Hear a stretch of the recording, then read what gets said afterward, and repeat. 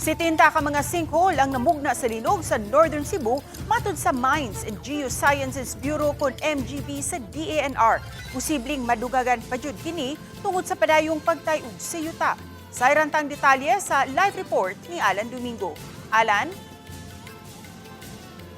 Sa Dugang Kalbaryo ang gisagubang karon sa mga mulupyo sa Northern Cebu nunod sa pagtumaw sa daghang kay mga sinkhole suman mitay-og ang linog nga kini nagbutang usab og dakong peligro sa ilang kinabuhi. Dili lang simpleng liki sa karsada kundi usag ka sinkhole ang nakita sa karsada sa Agnaya sa lungsod sa San Remigio diin misamot kalawom tungod sa padayong pagtayog sa yuta.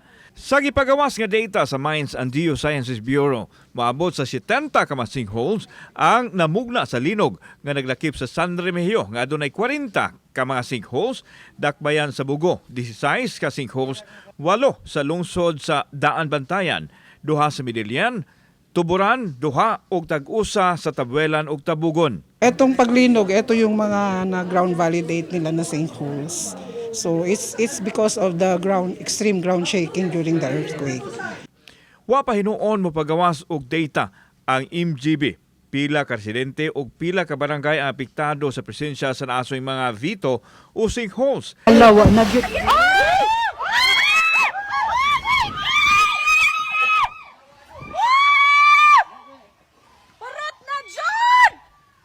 Girekomendar sa MGB nga dili na pwedeng puy-an sa mga tao ang dapit nga adunay presensya sa sinkhole. Sama nining nahimutang sa sitio Sansan, Barangay Manyo sa lungsod sa San Remigio.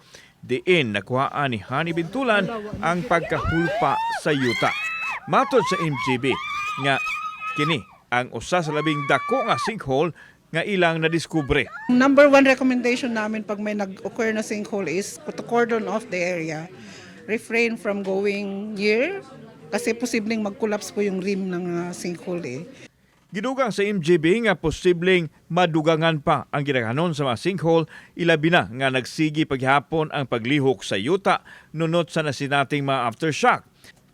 Adunay mga sinkhole sa yuta ug aduna usay nakita nila sa dagat. We are advising na i-relocate talaga yung mga bahay within that area.